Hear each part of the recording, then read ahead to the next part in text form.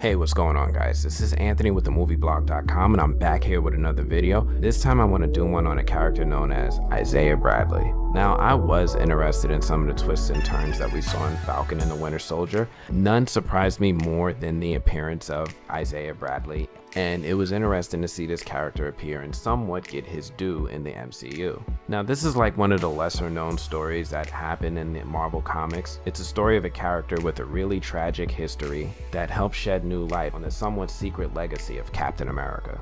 Now, if you've never heard of Isaiah Bradley before, don't feel left out. Characters in the Marvel comics don't even know who Isaiah Bradley is. He's somewhat like of a myth or a folklore that's only exists really within the Black community in the Marvel comics. So sit back, sit tight, let's do a deep dive into Isaiah Bradley. Isaiah Bradley, played by Carl Lumbly, is one of the lesser-known heroes to bear the identity of Captain America. His story is tragic and hides a key part of the political realities behind the super soldier program and hits close to home in his origin. Now, Isaiah Bradley was created by Robert Morales artist Kyle Baker and Marvel editor Axel Alonso, and this is back in 2004, and it started in a comic called Truth, Red, White, and Black. Axel Alonso worked alongside the team to create the idea of a Black Captain America operating in secret. The way this all starts out is that in the comics, Isaiah Bradley is like one of hundreds of test subjects, all Black men, that were injected with experimental versions of the super soldier serum without their knowledge or permission. After the creation of Steve Rogers as a super soldier, every country in the world wanted their own super soldier. In the comics, this is the direct result of that desire with what happens to Isaiah Bradley in order to try to create another Steve Rogers. Isaiah was originally a soldier stationed at an army base called Camp Cathcart. This camp is a home to a unit of Black soldiers, 300 of which that were subjected to experiments conducted by a German eugenicist named Dr. Wilfred Nagel. Now, Nagel experimented on these men, and it resulted in the deaths of all but 5. Isaiah was one of those survivors. The remaining test subjects, they were killed, along with their families. And their families were killed in order to cover everything up in what was ultimately labeled as a failed experiment. Now, if this at all sounds familiar, it's because Marvel took inspiration for this story from the Tuskegee Syphilis Study. This was an event in which 600 Black men in Alabama were promised free health care by the CDC. The CDC did this working alongside the United States Public Health Services in order to conduct a study that they were told was going to last for 6 months. However, 399 of those men had undiagnosed and untreated syphilis that the CDC and the United States Public Health Service decided to cover up. They hid this fact from their patients in order to continue their study for over 40 years. These Black men suffered degenerative syphilis in one of the most horrifying violations of medical ethics in human history. And it led to the mistrust of the CDC in the Black community that lasts even to this day. Now that's heavy, right? I'm a huge fan of Axel Alonso. I like a lot of what he tried to do in Marvel. This is some heavy stuff. I like that he's trying to make it comfortable to be uncomfortable.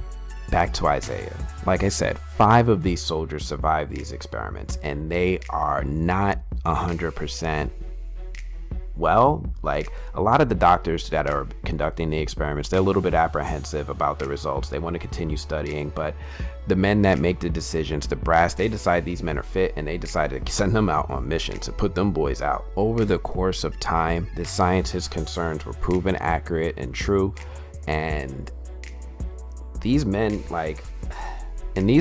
begin dying off, right? They begin getting killed, they begin killing each other. It's not pretty. And it ends up being that Isaiah is the only survivor of the 5.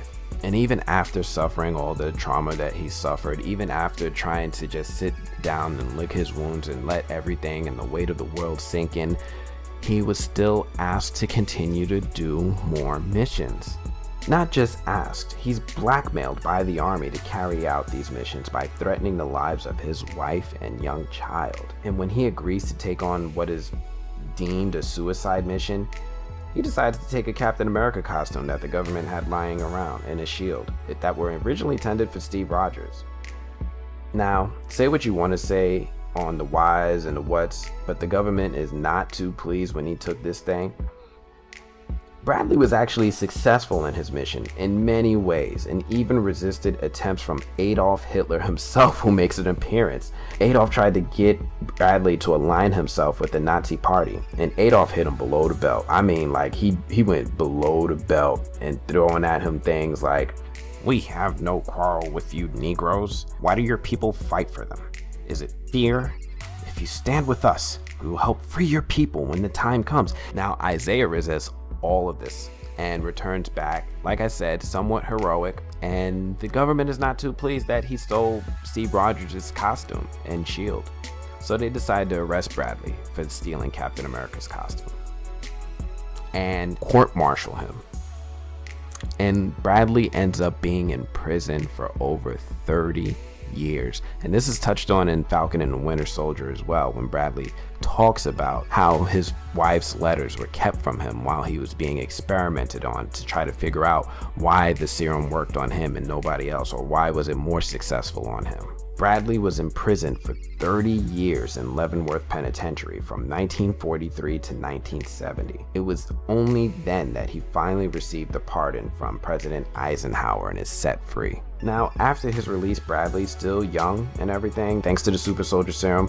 He becomes an underground hero of the black community. He starts being a recognized defender for those that need Captain America the most. Now, like I said, most of the characters in the Marvel comics have no idea who he is, including Steve Rogers himself.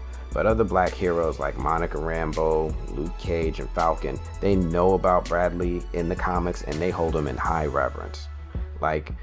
And it's cool the way that they show him in the comics, because you start seeing him or photos of him in the comics next to real world black abolitionists and civil rights activists like Nelson Mandela, Muhammad Ali, Angela Davis, Malcolm X, Richard Pryor. It's really, really cool to see. But as we saw in the show, his story still ends in a little tragic way. He does suffer some neurological brain damage that just takes him out of the fight. But yeah, Isaiah Bradley, he's a character that stood out to me. I wanted to give you guys a moment to just get a little bit more insight into his comic book history and see how this may play out into the future of Young Patriot, his grandson Elijah, that's coming up in the Young Avengers. Anyway, that's all I got for this one. If you like this video, do me a favor, please hit that like button. And if you're new here to this channel and you want to see more, make sure you subscribe. That's all I got for this one. I'm gonna check you guys later.